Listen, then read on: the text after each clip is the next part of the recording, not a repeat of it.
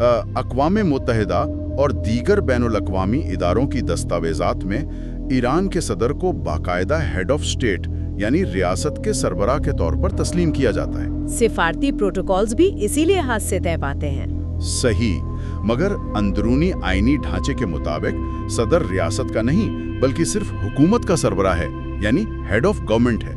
रियासत का हतमी और सबसे आला सरबराह सुप्रीम लीडर होता है। यहाँ जो बात सबसे ज्यादा हैरान कुन है वो ये है कि सदर का ओहदा हुकूमती दर्जा बंदी में सुप्रीम लीडर के बाद दूसरे नंबर पर आता है। दूसरे नंबर पर? हाँ, अगर हम सदर के रोजमर्रा के कामों का जायजा लें तो इसके जिम्मे काबीना की सदारत करना, मुल्क का बजट तैयार करना, इक्तिसादी और कौमी मंसूबाबंदी करना और रोजगार के मौके पैदा करना है। और बैनुल-अक़वामी मुआहदे भी। किन, और ये एक बहुत बड़ा लेकिन है, ये तमाम इंतजामी इख्तियारात एक बहुत ही सख्त और वाज़े दायरे के अंदर मुक़य्यद हैं। सदर को हर हाल में सुप्रीम लीडर की हिदायत और पॉलिसियों के तहत काम करना होता है। तो इसका मतलब है कि अगरचे सदर के पास मुल्की मईशत और रोज़मर्रा के इंतज़ामी मामलात का कंट्रोल है, लेकिन जब बात बड़ी और स्ट्रेटेजिक नौयत की पॉलिसियों की आती है तो उसके इख्तियारात बहुत महदूद हो जाते हैं। बिल्कुल ऐसा ही है। मैं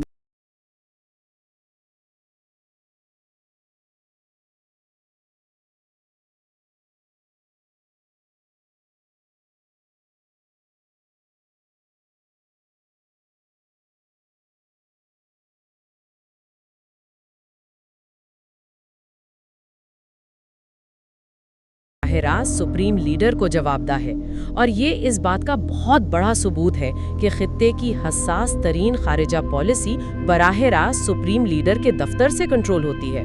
सही। सिर्फ यही नहीं, सदर के पास अपनी काबीना मुंतखब करने का इख्तियार तो है, लेकिन दिफा, इंटेलिजेंस और खारिजा उमूर के वज़रा का इंतखाब बराह रास्त सुप्रीम लीडर करता है। वाह, मतलब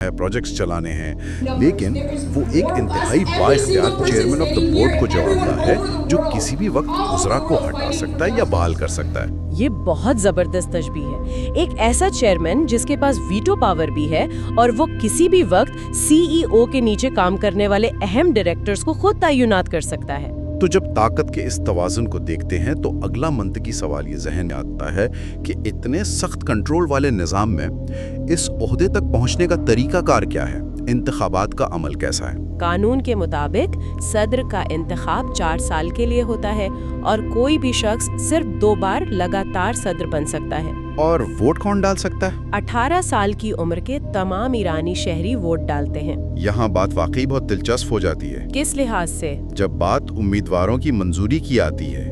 मतलब मैंने पढ़ा है कि कोई भी उठकर इलेक्शन नहीं लड़ सकता। बिल्कुल नहीं लड़ सकता।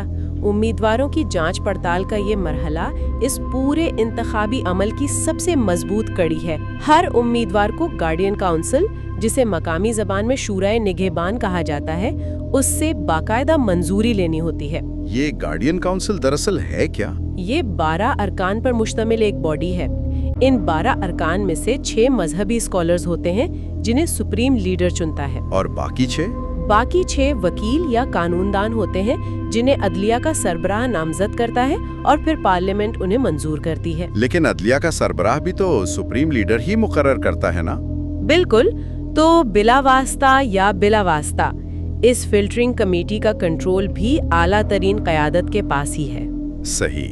मैं 1997 के इंतखाबात के आदाद-ओ-शुमार देख रहा था और वो आदाद-ओ-शुमार वाकई हैरान कुन है। इस साल सदारती उम्मीदवार बनने के लिए 238 अफराद ने दरखास्तें जमा करवाई थी और गार्डियन काउंसिल ने उनमें से सिर्फ 4 उम्मीदवारों को सदारती इलेक्शन लड़ने की इजाजत दी। सिर्फ 4? यानी 234 अफराद को इलेक्शन लड़ने के लिए नाअहल करार दे दिया गया। ये तो बहुत बड़ा फिल्टर है। इन्हीं आदाद-ओ-शुमार की बुनियाद पर मगरिबी मुबस्सिरीन इस अमल पर सख्त तनकीद करते हैं। उनका इस्तेदलाल ये है कि ये सिर्फ क़दामत पसंदों को आगे लाने का और हम ख्याल लोगों को इक़्तिदार में रखने का एक तरीका है। लेकिन दूसरी तरफ काउंसिल का भी तो कोई मौका होगा। جی، کونسل اس الزام کو سختی سے مسترد کرتی ہے۔ ان کا کہنا ہے کہ وہ قانون کے مطابق جانچ پڑتال کرتے ہیں۔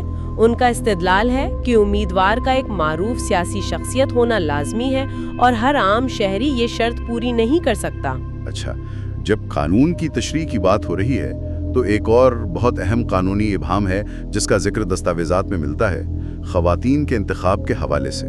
ہاں، یہ بہت دلچسپ بحث ہے۔ ایرانی آئین کے آرٹیکل 115 میں صدارتی امیدوار کے لیے رجال کا لفظ استعمال ہوا ہے۔ رجال یعنی عربی میں جس کا مطلب مرد ہوتا ہے؟ روایتی طور پر ہاں۔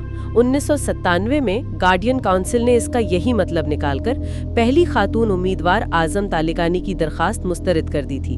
انہوں نے کہا کہ قانون کے مطابق امیدوار کا مرد ہونا ضروری ہے۔